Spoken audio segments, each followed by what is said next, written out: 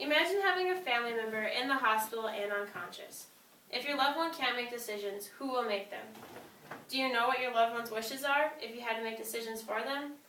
This is a dread situation families have to go through without a living will. Making decisions for your loved ones is an unbearable challenge. Knowing that your family member has a living will ensures that decisions will be clearer and easier. I myself have witnessed the hard decisions of what to do when a family member is ill. My father died without a living will, which left my mom and I with unanswered questions. We thought we knew it was right, but we needed reassurance that we were making the right decision.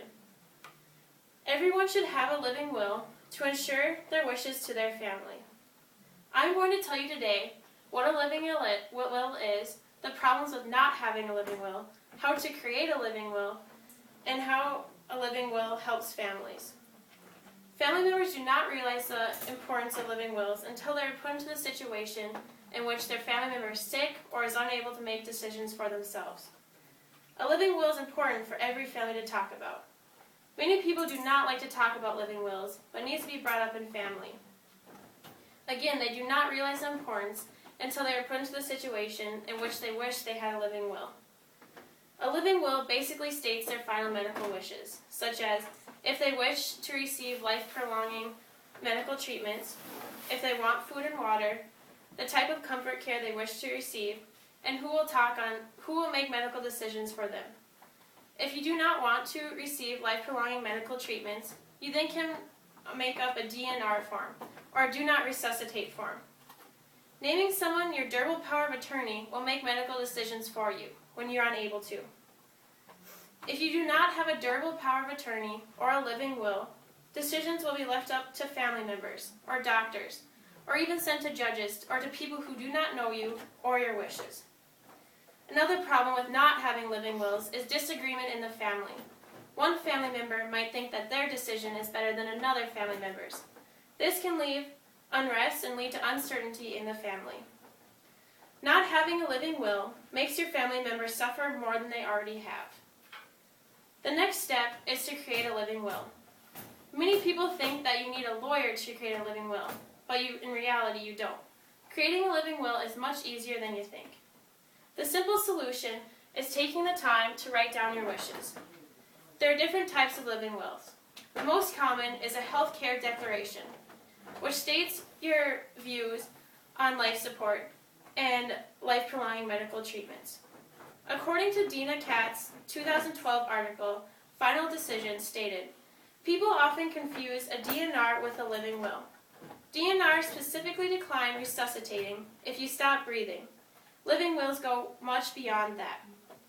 Naming someone your durable power of attorney will again make medical decisions for you when you're unable to. An advanced healthcare directive is both a durable power of attorney and healthcare declaration.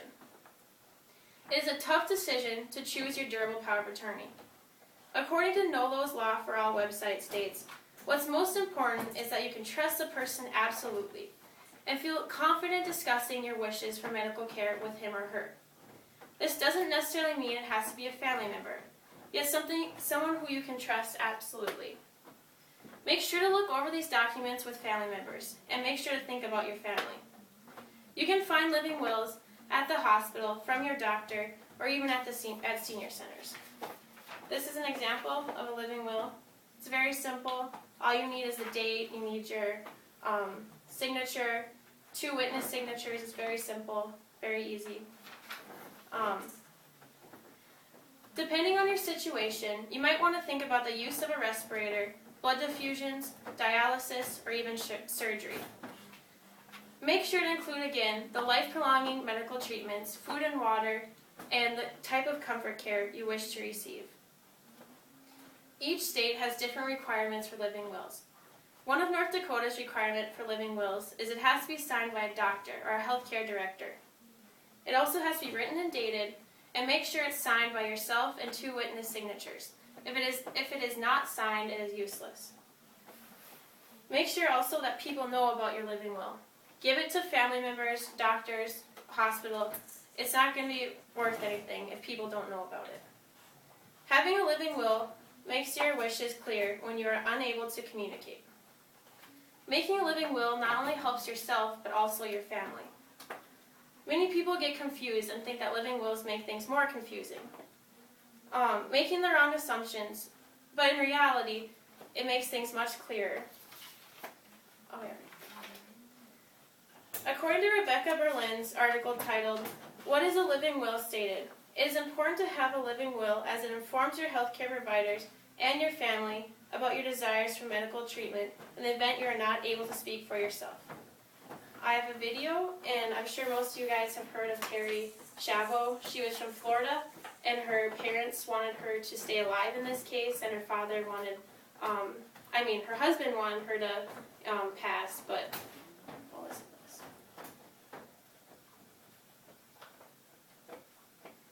Sponsored the discussion named for Terri Schiavo, whose heart stopped at age 26, leaving her old and unresponsive. After years of unsuccessful therapies, her husband Michael sought to remove Terri's feeding tube. The objection of Terri's parents launched a legal battle that attracted the attention, some say the meddling, of the legislature, the governor, the Congress, even the president. Dr. Jay Wolfson of USF spent hours with Terri Schiavo when he was appointed her guardian ad litem. Wolfson believes that 7-year agony would never have happened had Terri Schiavo written down her wishes in the form of a medical directive or living will. It's a lesson we should never forget. Not only are we probably going to find ourselves at the short end of the stick with respect to the kinds of things we want done, we place tremendous burdens on our families and on society. The burden on society is And that shows again how much easier it would have been on the family. The whole world knew about it. It would have been so much easier if they knew her wishes. So, and again, people can never imagine having their loved ones sick, but we need to take notice, and we need to create a living wills. If you know your loved one's wishes, if they couldn't speak for themselves, your family would now have the reassurance of making the right decision. Not knowing your loved one's wishes creates unneeded stress in your family. According to Laura Johan's article titled, "A New Look at Living Wills" stated, "My father was in a coma, hooked up to a ventilator, and I had to make a tough call. This is one situation in which the family has to suffer more than they already have. The family is left with unwanted questions. This again can lead the family to dwell on the loss even more." Stating in CNN's Money's article, "Living Wills and Healthcare Proxies," CNN Money stated, "Making your medical wishes known through living wills now can save a lot of heartache later." The concept is simple. Making a living will ensures your final wishes and gives reassurance for family members. I have told you today why it is important to have a living will for yourself and your family. I talked about the problems with not having a living will, how to create a living will, and how a living will make it easier on your family. If your loved one becomes ill and unable to make decisions, do you know what to do?